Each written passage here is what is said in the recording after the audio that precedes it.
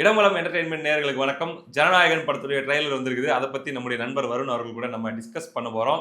அவர் ஏமாற்றம் அடைந்திருப்பதாக நமக்கு இன்சைட் ரிப்போர்ட்ஸ் வந்திருக்குது. அது உண்மையா அப்படின்னு அவர்கிட்ட கேட்டுக்கலாம். வணக்கம். வணக்கம். என்ன நல்லா திட்டுவாங்க வைக்கணும் விஜய் ஃபேன்ஸ் கிட்ட. இன்னைக்கு முடிவு பண்ணிட்டீங்க, சரி வாங்க வாங்குறதுக்கு ரெடியா இருக்கு. நல்லா இருக்கட்டும். முதல்ல ஒரே நிமிஷம் நம்ம ஜனநாயக ட்ரெய்லருக்குள்ள போகிறதுக்கு முன்னாடி பர்சனல் இஷ்யூ. இப்போ முகத்தில் ஒரு கட்டு இருக்கு, அதை செய்யும். டோன்ட் எலிஃபென்ட் இந்த ரூம், அதை மறைக்காதீங்க அப்படின்னு சொல்லுவாங்க. அதை குறித்து நான் வந்து மக்கள்கிட்ட சொல்லணும் அப்படின்னா மனசார நான் அவங்ககிட்ட பேசுகிறேன். அதுக்காக நீங்கள் என்ன ஹோஸ்ட் பண்ணி இதே சேனலில் ஒரு தனி வீடியோ போட்டு நான் என் உள்ளத்தை ஓப்பன் பண்ணலான்னு இருக்கேன். அப்படி நான் பண்ணணும்னு நினச்சிங்கன்னா தயவுசெய்து இடம்பலம் என்டர்டெயின்மெண்ட் சேனலை சப்போர்ட் பண்ணுங்கள். சப்ஸ்கிரைப் பண்ணிவிட்டு தொடர்ந்து இந்த வீடியோ பாருங்கள். இப்பொழுது ஜனநாயகன் ட்ரெய்லர் 6 மணி ஷோ கன்ஃபார்ம் ஆயிடுச்சு. நம்ம 2 பேருக்கும் போகிறோம். என்னுடைய வேண்டுகோளை ஏற்று பெங்களூரில் வந்து பாத்தீங்கன்னா வந்து ஒரு தேட்டர்ல, சிறப்பான தேட்டர்ல காலைல 6:30 மணி ஷோக்கு வந்து தலைவர் டிக்கெட் வாங்கியிருக்கான். நாங்க 2 பேரும் போய் பாக்குறோம். 10 மணிக்கெல்லாம் ரிவ்யூ வந்துடும். என்ஜாய் பண்ணுவோம். எப்படி இருந்தாலும் சரி, எப்படி இருந்தாலும் சரி சாப்பிடுறோம் அப்படிங்கிற மைண்ட் செட் தான். இதுக்கு முன்னாடி நான் பெங்களூர்ல ஃபர்ஸ்ட் டே ஃபர்ஸ்ட் ஷோ பார்த்ததுனா வரலாறு அஜித் படம். அப்படியா? செமையா. நான் பெங்களூர்ல இது வரைக்கும் படம் பார்த்தது இல்ல. அதாவது தமிழ்நாட்டில் பாக்குற மாதிரியே ஃபீல் பண்ணுவாங்க ப்ரோ. செம்மையா என்ஜாய் பண்ணுவாங்க. Super super. நம்ம அன்னைக்கு பார்த்தோமே அகண்டா 2 தெலுங்கு ஆடியன்ஸோட. எனிவே தெலுங்கு ஆடியன்ஸ்னு சொன்னானே அந்த தெலுங்கு படத்தோடைய தழுவல் அப்படின்னாங்க. ஆனா ஆடியோ லான்ச்ல வந்து டேரக்டர் வந்து அந்த மாதிரிலாம் இல்லை, நாங்க ஏதோ கேசரி கிண்டிருக்கோம்னு நினைக்காதீங்க அப்படின்னு சொல்லிட்டு ஒரு பஞ்ச் டைலாக் பேசினாரு. ஆனா இந்த படத்தை பார்த்தா நான் பகவந்த் கேசரி பார்க்கல, நீங்களும் பார்க்கலன்னு எனக்கு தெரியும். படம் பார்த்தவங்க ப்ரோ அப்படியே எடுத்து வச்சிருக்காங்க ப்ரோ, அப்படியே இருக்கு ப்ரோ. பேக்ரவுண்டு டைலாக் டெலிவரி அப்படியே இருக்கு. தெலுங்கு ஆடியன்ஸ்க்கு எடுத்த டோன் மாதிரி இருக்கு ட்ரெய்லரு அப்படின்னு அவங்க சொன்னது மட்டும் இல்லாமல் ஒரு படமாக நான் பார்த்தேன்னா பகவந்த் கேசரி நான் பார்க்கல, ரொம்ப நார்மலாக இருந்தது தலைவரே. உங்களுடைய ஒப்பீனியன்? இதுதான் என்னுடைய ஒப்பீனியன், ஹம்பிள் ஒப்பீனியன். நார்மலாக இருந்தது ரொம்ப. முதல்ல என்னுடைய ஒப்பீனியன் நான் சொல்கிறேன். சரி, நார்மலாக இருந்துச்சா அப்படின்னு கேட்டிங்கன்னா ஆமா அப்படின்னு தான் சொல்லுவேன். ஏன்னா கடைசி 5 விஜய் படத்துடைய ட்ரைலர் நம்ம பார்ப்போம். கடைசி 5 விஜய் மாஸ்டர்ல இருந்து வாங்க. மாஸ்டர், பீஸ்ட், ரைட்டு, அதுக்கப்புறம் வாரிசு, லியோ, கோட்.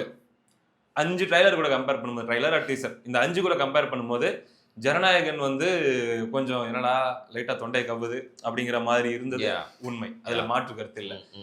நான் எனக்கு விஜய் ஃபேன் தான். எனக்கு விஜய் ரொம்ப பிடிக்கும். இருந்தாலுமே ட்ரைலர் வந்து இப்படிதான் எடுத்திருக்காங்க. அவங்க திட்டமிட்டு தான் அந்த கட்ஸை வச்சிருக்காங்க. இன்ஃபேக்ட் சொல்ல போனா பகவந்த் கேசரி ட்ரைலர்ல இருக்குது இல்ல, அதுல இருக்கிற கட்ஸையே அப்படியே இதுலயும் வந்து பாத்தீங்கன்னா கிரானாலஜிக்கலா அந்த ட்ரெய்லர் அப்படி இருக்கோ அந்த மாதிரியே இருக்கு. அப்படின்னும் போது அவங்க மறைச்சு ஸ்கேம் பண்ணி வேற ஏதோ ஒண்ணு அப்படின்ற மாதிரி வேற சில ஷார்ட்ஸ் எல்லாம் வச்சு கன்ஃபியூஸ் பண்ணி உள்ள வர வச்சு அவங்க வந்து டிசப்பாயிண்ட் பண்ண விரும்பாம முதல்ல என்ன பண்றாங்க அப்படின்னா ஆடியன்ஸை செட் பண்றாங்க. இதுதான் நாங்க எடுத்திருக்கோம், இதைத்தான் நீ பார்க்க போற, கூட சில எலிமெண்ட்ஸ் எல்லாம் ஆட் பண்ணி எடுத்திருப்போம், அவ்வளவுதானே தவிர நீ பகவந்த் கேசரி படத்தை கூட பார்க்க வேணாம். நீ போய் ட்ரைலரை செக் பண்ணி பார்த்தனாலே அதுல இருந்து அடாப்ட் பண்ணி தான் நாங்கள் எடுத்திருப்போம்னு உனக்கு தெரிஞ்சிடும். அதுக்கேற்ற மைண்ட் செட்டை கிரியேட் பண்ணிட்டு வா அப்படிங்கிறத அவங்க வெளிப்படையா சொல்றத ஒரு வகையில நான் பிளஸ்ன்னு பாக்குறேன். ஏன் அப்படின்னா இப்ப லியோ எடுத்துக்காங்க, பயங்கரமான எக்ஸ்பெக்டேஷன். ட்ரைலருக்கு முன்னாடி பாத்தீங்கன்னா அவர் வந்து ரோலெக்ஸுக்கு பாஸா இருப்பாரு, அவருக்கும் ஈகிளுக்கும் இவருக்கும் சண்டை, லயனுக்கும் ஈகிளுக்கும் சண்டை, ஈகிள் வந்து கமல்ஹாசன் யாரு எப்படி இருந்துச்சு. ஆனா வந்து ட்ரைலர் வந்ததுக்கு அப்புறம் ஓரளவுக்கு செட் பண்ணாங்க. ஆனாலுமே படம் வந்ததுக்கு அப்புறம் செகண்ட் ஹாஃப்ல பயங்கரமா டென்ஷன் ஆயிட்டாங்க. இதை நம்ம பார்த்தோம். சரி, அந்த அடிப்பை பீஸ்ட் எடுத்துக்கோங்க, கேஜிஎஃப் கூட கிளாஷ் ஆகுதுன்னு உடனே என்ன பண்ணிட்டாங்க, ஃபுல்லி ஆக்ஷன் பேக்டு ட்ரைலரா கட் பண்ணி பீஸ்ட் ட்ரைலரை விட்டு ஏய் வேற மாதிரி எடுத்து வச்சிருப்பாங்க போலகுதியா அப்படின்னு சொல்லி ஒரு எக்ஸ்பெக்டேஷனை கிரியேட் பண்றாங்க. உள்ள போய் பார்த்தா அது கொஞ்சம் அப்படியே ஸ்லோவா போற மாதிரியான ஒரு ஜாலியான ஒரு படம். அந்த எக்ஸ்பெக்டேஷன் ரியாலிட்டியில வரும்போது அடி வாங்கி போயிடுச்சு. ஆனா இந்த படத்தை பொறுத்த வரைக்கும் ட்ரைலர் பார்க்கும்போதே உங்களுக்கு போவோம், ஃப்ரீ மைண்டடா போவோம், எம்டி மைண்டடா போவோம், உட்காந்து பார்ப்போம், விஜயோடைய லாஸ்ட் படம்பா போய் பார்ப்போம்ப்பா அப்படின்ற அளவுக்கு மட்டும்தான் நீங்க யோசிப்பீங்களே தவிர பயங்கரமான ஒரு எக்ஸ்பீரியன்ஸ் நம்ம காத்திருக்குது அப்படின்ற அளவுக்கு நீங்க யோசிக்க மாட்டீங்க. இந்த இடத்துல அவங்க சேஃபா பிளே பண்ணியிருக்காங்க அப்படின்னு நான் பார்க்குறேன். இதனுடைய பழைய படங்கள் அப்படி யோசிச்சு நான் ஏமாந்துருக்கேன். அதுக்கான சிறந்த உதாரணம் வந்து கூலி. அது சேர் இருந்துச்சுல, இது டைம் டிராவலர் சேர்டா, ஏய் நீ வேற அது போர்ட்டல் சேர்றா, கடைசியில பார்த்தா சாம்பிராணி சேர்றது அந்த மாதிரி ஆயிடுச்சுல. டேய் கூலியில வேணுட்டே உங்களை காட்டியிருக்காங்கடா, லோகேஷ் பாரு உங்க மைண்டுக்குள்ள எப்படி விளையாட போறான். இப்படிதான் நிறைய பேர் நம்பி போய் ஏமாந்துட்டாங்க. நல்ல எக்ஸாம்பிள் கூலின்னு தான். பயங்கரமான டிசப்பாயின்மெண்ட். போய் பார்த்தா ட்ரெய்லரும் ரொம்ப இதுவா இருந்துச்சு, படமும் ரொம்ப இதுவா இருந்துச்சு.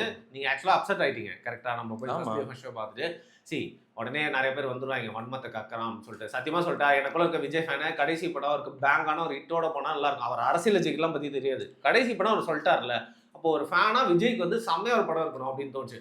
இது எப்படி இருக்குன்னா இந்த ஹோல் பேட்டர்னு விஜய் படம்னா ஒரு பேட்டர்ன், ஃபார் எக்ஸாம்பிள் ரஜினி படம்னா ஒரு பேட்டர்ன் இருக்குல்ல, அது மாதிரி விஜய் படம்னா ஒரு பேட்டர்ன் இருக்குல்ல, அதுல கொஞ்சம் கூட மிஸ் ஆகாம அப்படியே இருக்குன்னு தோணுது. அதுதான் விஜய் யோசிச்சிருக்காரு நான் நினைக்கிறேன். வாண்டட்லி வாண்டடாவே ஒன்றும் இல்லைங்க. ஒரு சிம்பிளான ஒரு மேட்டர் நான் சொல்றேன். ஒருவேளை விஜயோடைய லாஸ்ட் படம் அல்லது விஜய் அரசியலுக்கு வரப்போறது இல்லை, அவர் சினிமாவில் தான் தொடர்ந்து நடிக்க போறாருன்னா 100% இந்த படத்தை அவர் கம்மி பண்ணிருக்க வாய்ப்பே கிடையாது. சரி, அடுத்தது பார்த்தீங்கன்னா லியோ ஸ்டாண்டர்ட்ல அல்லது அதுக்கு மேலன்ற மாதிரி போறதுக்கு தான் ட்ரை பண்ணியிருப்பாங்க.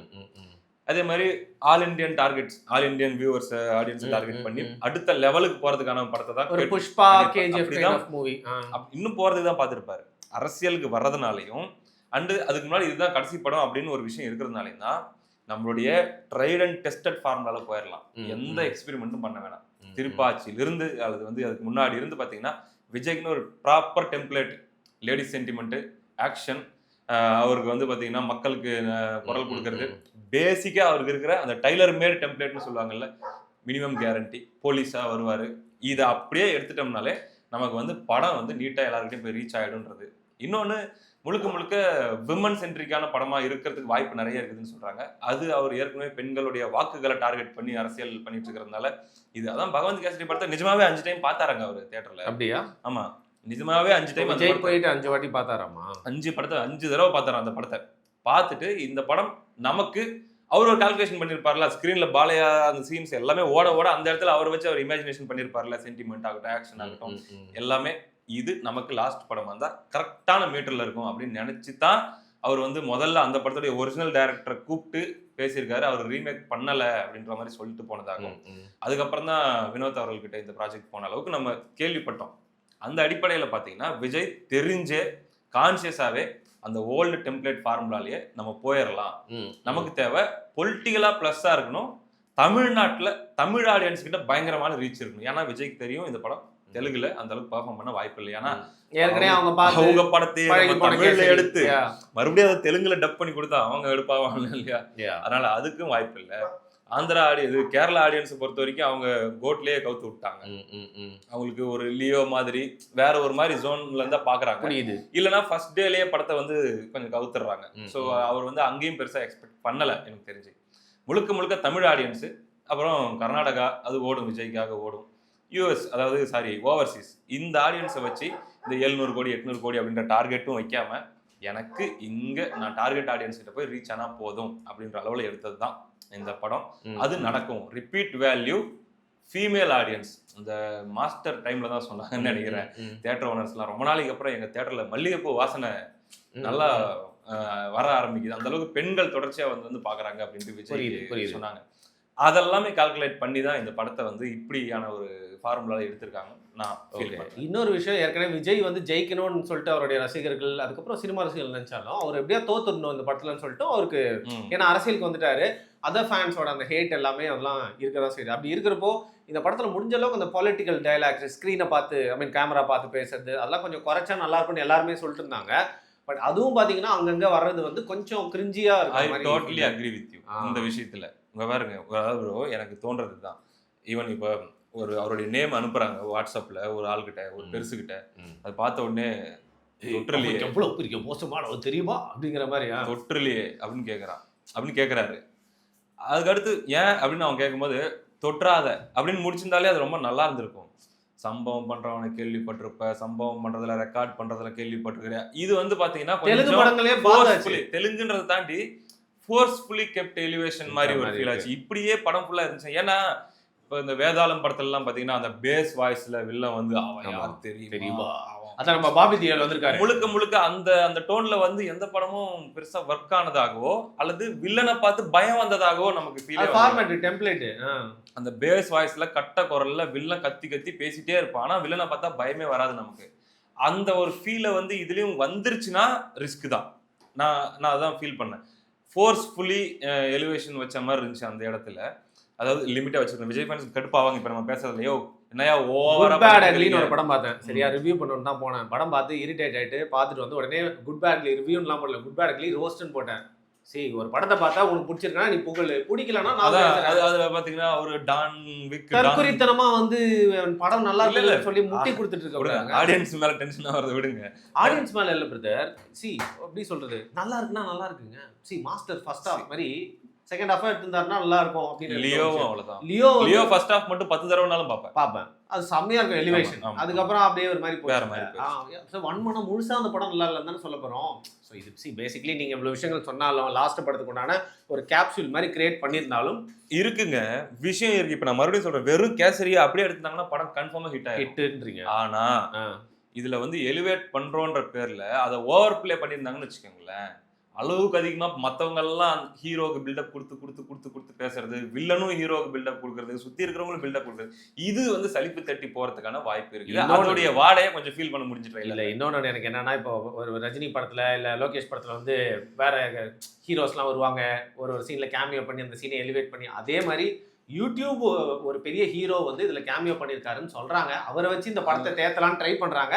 அது வந்து எனக்கு தெரியல எந்த அளவுக்கு. இல்ல, அவரு மதன் கௌரி ஆக்ட் பண்ணிருக்காரு. அப்படியே ஆக்ட் பண்ணிருக்காரு. மதன் கௌரி ஆக்ட் பண்ணிருக்காரு. அது ட்ரோன் ஆபரேட்டரா சம்திங் சின்ன ரோல். மதன் கௌரி அந்த ட்ரோனு கடைசியில வர ரோபோட் இதை பார்த்து தான் எனக்கு பயமா இருக்கு அப்படிங்கிற மாதிரி இருக்கு. ஆக்சுவலி அதெல்லாம் கொஞ்சம் லைட்டா தொண்டை கவுது. ஏன்னா நம்ம தமிழ் சினிமால நான் பார்த்த வரைக்கும் ரொம்ப சயின்டிபிக்கா அது பண்றோம் இது பண்றோம்னு ஏதாச்சும் பண்ணது எல்லாமே கொஞ்சம் நமக்கு பேக் ஃபயர் இல்ல தோழர். நேற்று இன்று நாளேன்னு ஒரு படம், டைம் டிராவல் படம் சொல்லுவாங்க. ஆனா அது எமோஷன் வச்சு தான் விளையாடி இருக்கும். அதுதான் நமக்கு அந்த முழுக்க நான் வந்து உனக்கு வந்து ஹாலிவுட் மாதிரி ஸ்கிரீன்ல ஏதோ காட்டுறேன் அப்படின்னு ட்ரை பண்ண போய் பெரும்பாலும் பேக் ஃபயர் ஆனது தான் அதிகம்.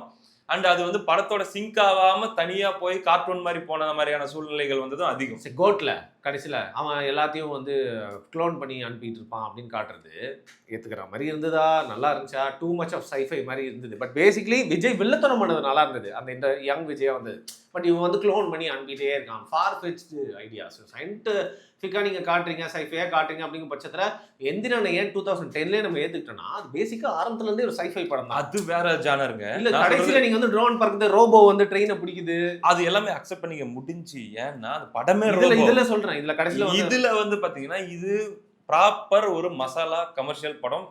எமோஷன்ஸ், ஆக்ஷன்ஸ் இதெல்லாமே இருக்கக்கூடிய அப்படியே ஓடிடும்.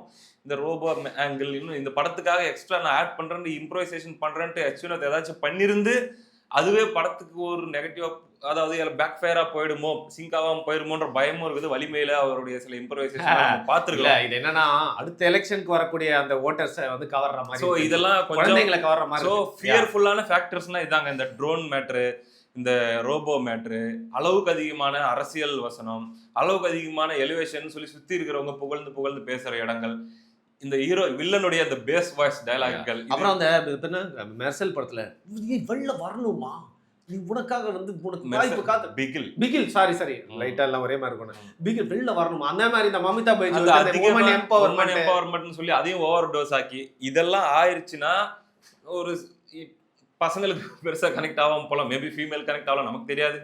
ஸோ இந்த டேஞ்சர்ஸ் இருக்கு. ஆனா படம்னு பார்த்தா பகவந்த் கேசரியுடைய அந்த டெம்ப்ளேட் எடுத்து வச்சோம்னா படம் tried and tested Thalapathy formula படம் தான். Thalapathy tailor made movie for Vijay தான். ஓகே, உங்க ஒப்பீனியன் நீங்க சொல்லியிருக்கீங்க, என்னோட பாயிண்ட் ஆஃப் வியூ நான் சொல்லியிருக்கேன். கண்டிப்பா ரெண்டு பேர்லயுமே நிறைய பேருக்கு வந்து முழுசாவும் ஏத்துக்க மாட்டாங்க. முதல்ல என்ன தெரியுமா சொல்லுவாங்க, எல்லாம் எங்களுக்கு தெரியும், கடைசி படம் மூடிட்டு போய் செலிப்ரேட் பண்ணிட்டு வீட்டுக்கு போங்கடான்னு தான் சொல்ல போறோம். அப்ப நீ மூடிட்டு நீங்களும் வீடியோ பார்த்துட்டு லைக் பண்ணிட்டு சப்ஸ்கிரைப் பண்ணிட்டு போங்கடா அப்படின்னு நம்ம சொல்ல முடியாதுங்க. அது ஒரு ஹோஸ்டா இருந்துட்டு நம்ம வந்து கொஞ்சம் டீசெண்டா அவங்களுக்கு பிடிச்ச மாதிரி பேசி தலைவா சேனல் நம்புறது இல்ல, சேனல் ஓனர் பாவம், நம்ம ஏதோ உட்காந்து பேசி சேனலை வளர்த்து கொடுப்போம் அப்படின்னு சொல்லி சேனல் இருந்துச்சுன்னா அப்படி திமிரா பேசிட்டேன். படம் வந்து பாத்தீங்கன்னா தமிழ் சினிமால ஒரு பெஞ்ச் மார்க்கா மைல்கல்லா மட்டும் இல்லாம விஜயோடைய அரசியல் வாழ்க்கையில இந்த படத்தோடைய ஒரு கான்ட்ரிபியூஷன் அப்படிங்கிறது விஜய் ஃபேன்ஸ்க்கு மட்டும் இல்லாம சினிமா ஃபேன்ஸ்க்கும் உலக தமிழர் மக்களுக்கு மட்டும் இல்லாம இந்தியாவின் அனைத்து தரப்பு மக்களுக்குமே போதும்.